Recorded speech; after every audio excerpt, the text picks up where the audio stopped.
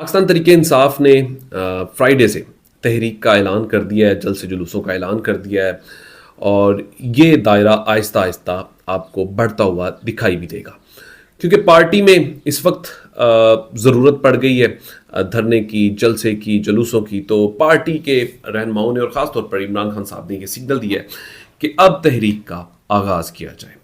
खुदा के बेहतरीन नाम में आप सब देखने और सुनने वाले मेरे तमाम नाजरीन की सलामती हो। मैं सलमान सैम अपने सोशल मीडिया नेटवर्क के साथ आपकी खिदमत में हाजिर हूँ। आप मेरा फेसबुक और यूट्यूब चैनल देख रहे हैं। चैनल को सब्सक्राइब जरूर कीजिएगा, आपके ताउन का शुक्रगुजार हूँ।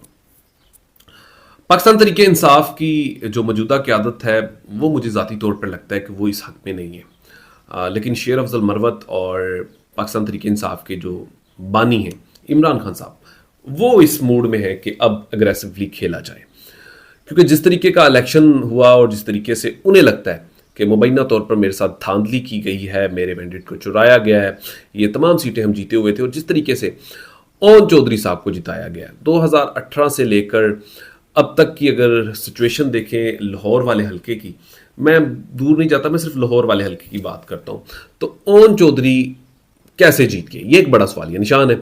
और ये बात मैंने पिछले व्लॉग में भी कही कि जुबैर साहब ने ये बात कही है कि मोहम्मद जुबैर साहब ने काशिफ अब्बासी साहब के प्रोग्राम में बड़ा अग्रेसिवली उन्होंने भी यहाँ पर ये बात की है कि देखें 2018 में हम यहाँ पर हारे, हालांकि लाहौर हमारा घर है, हम हार गए थे, और फिर 2024 में हमारा हमायत याफ्ता कैंडिडेट कैसे जीत गया, वो भी इस्तेकाम पाकिस्तान पार्टी से ताल्लुक रखता है, जिसके खिलाफ लोगों को बहुत गुस्सा भी है।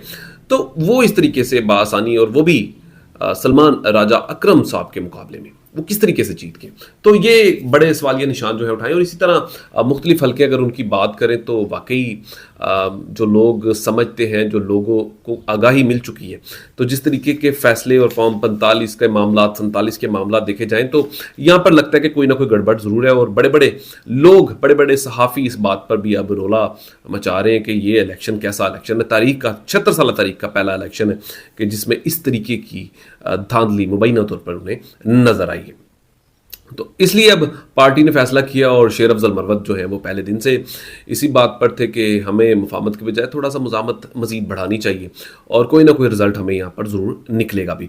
और अब उनकी मज़ामत के हवाले से भी अब पाकिस्तान मुस्लिम लीग नून के लोग भी तारीफ करते हुए दिखाई दे रहे हैं। अब राना सनाउल्लाह साहब ने पिछले दिनों में एक टीवी शो पर यह बात कही कि हमें नहीं लगता था कि इमरान खान साहब जो है वो मज़ामत कर पाएंगे, लेकिन उन्होंने मज़ामत की, और मज़ामत भी ऐसी की कि ना हमें इधर का छोड़ा है, ना हमें उस साइड का छोड़ा है। तो ये एक रियलिटी है। अभी तक जो भी मुज़ाकरात करने की कोशिश की जा रही है उसमें इमरान खान साहब जो है वो एक चीज़ सबसे पहले लेकर चल रहे हैं, और वो है हमारा मैंडेट जो है वो हमें वापस किया जाए, हमारी सीटें में वापस की जाए, हुकूमत हमारी बनती है, आपने हुकूमत जाकर अगले पड़ले में डाल दी है। तो ये एक पहला पॉइंट जो है वो इमरान खान साहब जो है वो लेकर बैठे हुए। और दूसरा पॉइंट, 9 मई के वाक़यात में जो कुछ हुआ, हमारे लोगों को रिलैक्सेशन दें, उन्हें सबको छोड़ें, और सियासत से आपका थोड़ा सा दूर हो जाए। अब वो सियासत से दूर होने का किनको कहते हैं ये आप बाखूबी जानते हैं। मुल्क की इस्टेब्लिशमेंट के हवाले से वो बात करते हैं कि अब उन्हें सियासत से थोड़ा दूर हो जाना चाहिए। सियासी ये जमहूरी अमल है, जमहूरियत के साथ जमहूरी लोगों को ये अमल करने दें। अब राना सनाउल्लाह साहब यहाँ पर एक और उन्होंने बड़ा ज़बरदस्त बयान दिया।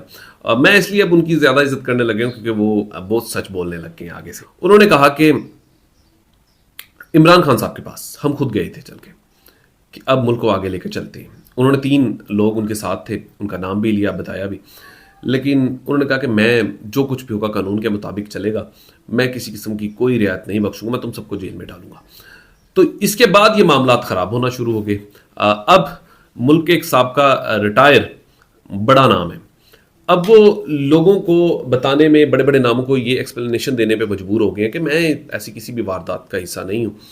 तो अब ये सफाई देने का फ़ायदा क्या है? इसलिए भी इमरान खान साहब जो है वो आगे से ज़्यादा थोड़े से एग्रेसिवली नज़र आ रहे हैं।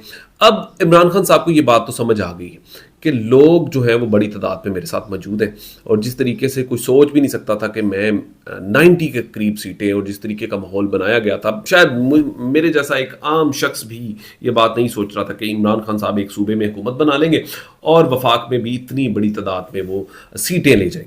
तो ये चीज़ें मुमकिन नहीं लग रही थी, लेकिन उनकी टीम ने जिस तरीके से खेल पेश किया और बहुत सारे लोगों ने डट कर मुकाबला किया, और अगर उन सीटों के ऊपर रद्दोबदल ना की जाती मुबैना तौर पर जो इल्ज़ाम पाकिस्तान तहरीक-ए-इंसाफ का है, तो आज हुकूमत जो थी वो पाकिस्तान तहरीक-ए-इंसाफ की होनी थी। तो अब होने क्या जा रहा है, अब एहतजाज का सिलसिला शुरू होने जा रहा है। अब पाकिस्तान तहरीक-ए-इंसाफ ने फैसला कर लिया है कि अब मुफाहमत जो करनी थी वो हो गई है। अब हम जो है वो जुलूस भी करेंगे, जलसे भी करेंगे और धरने की तैयारी भी करेंगे।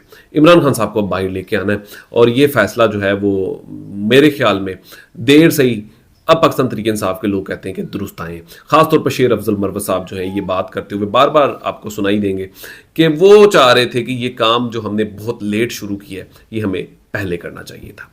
अपना ख्याल रखिएगा, अपने इस छोटे से चैनल का भी। खुदा हाफिज।